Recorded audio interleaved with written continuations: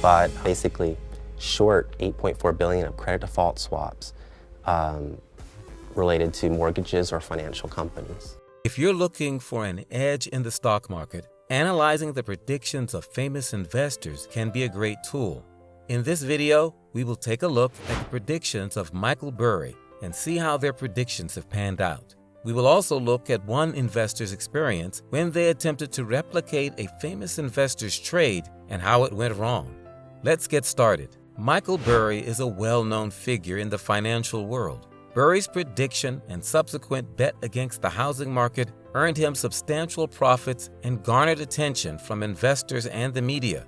His story is a prominent example of how an individual's analysis and insight can significantly impact financial markets.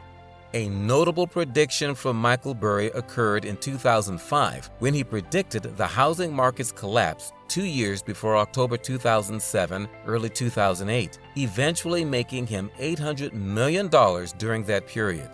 There's a movie called The Big Short, where an actor, Christian Bale, played Burry in the 2015 film directed by Adam McKay and showed his bet against housing. People thought he was crazy back then, as they believed the housing market was the safest investment anyone could ever make. He was so sure it would fail that he invested $8.4 billion in credit default swaps against it. Now the world is waking up to his latest bet against the stock market. And you might have seen these headlines from organizations like Yahoo and CNN, which are saying that Michael Burry just bet $1.6 billion against the stock market. Michael Burry, the investor who became famous for predicting the massive 2008 housing market collapse in the US, appears to have recently placed a big bet against the US stock market. Well, this time around, Burry has bought $1.6 billion worth of financial instruments called options that would allow him to profit from a stock market fall, according to a filing made with US regulators. In this instance, Burry has invested $1.6 billion in financial tools called options. As stated in a filing submitted to U.S. regulators, these options could let him gain if the stock market goes down. However, this perception is flawed, and it's due to a concept called 13F filings. These filings are like report cards that big investors must share quarterly, revealing their investments. Burry's recent filing indicated a substantial portion of his clients' money being used to bet against the stock market. Seeing Burry's past successes and this new bet, the average person might worry. But let's clarify the situation to prevent panic selling. Before we continue, let me clarify that I can't advise you to sell or buy stocks. Your decisions depend on factors like age, goals, and risk tolerance. At the same time, no one can predict the stock market. The $1.6 billion bet hints at something unusual. However, there's confusion. 13F filings require institutions to report their stock holdings and their options, which are essentially contracts. Now, here's an example of a call option. Imagine you and a friend are at a carnival and spot a game where you can win stuffed animals. You see a cute teddy bear that will become more popular, and its price might increase. You're still determining if you'll have the money next week, but you want that teddy bear. Now, here's where the call option comes in. You approach the game owner and say, "Hey, I'll give you $10 next week if you promise to sell me that teddy bear for $10, no matter how much the price goes up." The game owner agrees. Now, let's see what happens. If the teddy bear's price goes up to $15, you can still buy it for the agreed upon $10, saving you $5. If the price stays the same at $10, you may choose not to exercise your option since there is no financial advantage to doing so. You've already agreed to buy it for $10, so there is neither a gain nor a loss in this case. If the price drops $5, you are not obligated to buy the teddy bear at the higher price of $10. You can simply choose not to exercise the option and you don't incur any additional cost. You've lost the opportunity to buy it at $10, but there is no monetary loss beyond the initial agreement. In this scenario, the call option is like reserving the right to buy the teddy bear at a fixed price, even if its market price increases. It's like making a reservation for a popular restaurant, but for a teddy bear at a carnival game. Now here's what a put option is using that same analogy. This is what Michael Burry did. Well, we had a giant bet for us, and I was extremely confident in the outcome. Were your investors as confident? I think a few investors were. Some of them thought you were crazy. Some of them probably thought you'd lost your mind. I know for sure that some of them thought I lost my mind. So you made a ton of money. Made a ton of money. Imagine you're playing a card game with your friend and have a card that you think will lose value soon. It's a rare trading card currently worth $20, but you have a hunch its value might drop to $10 next week. Here's where the put option comes into play. You approach your friend and say, "I'll give you $2 today, and you promise to buy this trading card from me for $20 next week, no matter how much its price falls." Your friend agrees to the deal. Now let's see what happens. If the trading card's value drops to $10, you can still sell it to your friend for the agreed upon $20, making an $18 profit, minus the $2 you paid for the option. If the card's value remains at $20, you might not exercise your option, but only lose the $2 you spent on securing the deal. If, against your hunch, the card's value goes up to $30, you're not obligated to sell it at the lower price. You just lose the $2 you paid for the option. In this scenario, the put option is like having the choice to sell your trading card at a fixed price, even if its market value drops. It's similar to booking a guaranteed hotel room rate, but for a trading card's value. Let's go back to the Michael Burry bet. Here's where the media got it wrong. They looked at his recent papers, known as 13F filings, and found two remarkable things: put options. Remember, those are like bets on things going down, and the two things he's betting on going down are SPY and Triple Q.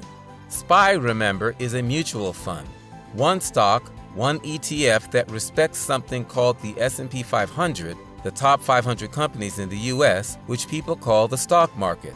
And the other one is Triple Q, which is also an ETF that represents the high-flying tech sector. The paper said that he had 2 million shares each, making it seem like he put a lot of money against the top 500 US companies and tech companies.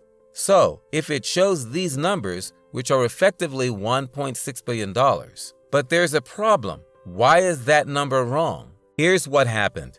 The media mixed up notional and actual values. The real value represents the substantial amount of money that Michael Burry paid for his options contract, and the notional value represents the hypothetical value of all the stocks inside said contract. I know it sounds confusing. Let's explain the difference between notional value and actual value. Imagine you're trading baseball cards. You and a friend decide to change your favorite cards. You each agree to sell 10 cards. Now, the notional value here is the total value of those 10 cards, let's say $100. That's the pretend value, assuming each card is worth $10. But the real value might be different. Maybe your cards are rare and valuable, so their real value is $200. That's what they're worth. Now, let's bring this back to the stock market and options. Notional value is like the pretend value of the cards, the total value of what's in the deal. In the case of options, it's the value of all the stocks the option controls, even if you didn't pay that much.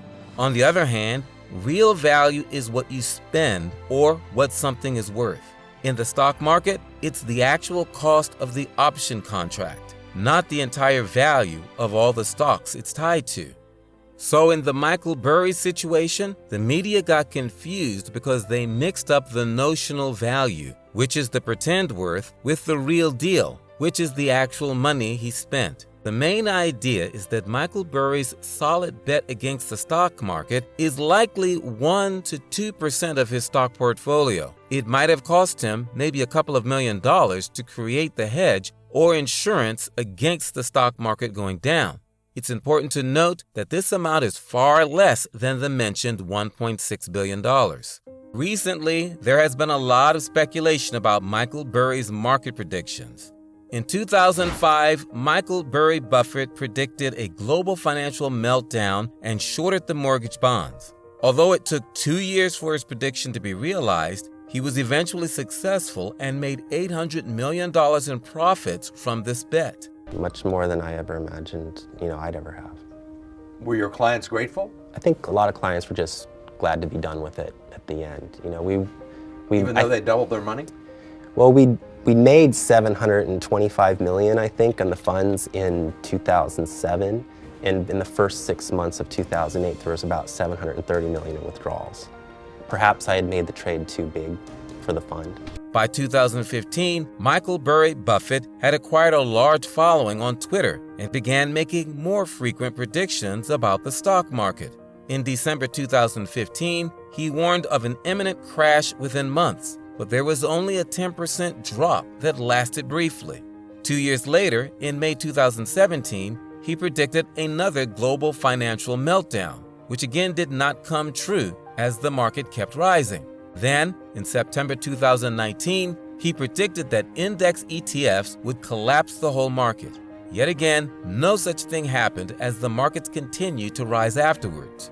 In February 2021, he started shorting Telsa, predicting that a speculative bubble could lead to a crash. Yet again, nothing significant occurred until March 2020, when Michael Burry revealed his big, massive short bet on the market. Later, in September 2022, when warning of failures in the stock market, Burry said that the bottom was not near yet. And in August 2023, he took significant short positions across different stocks, including S&P 500 and QQQ indices, for an eventual recession or bearish trend, none of which have come true so far.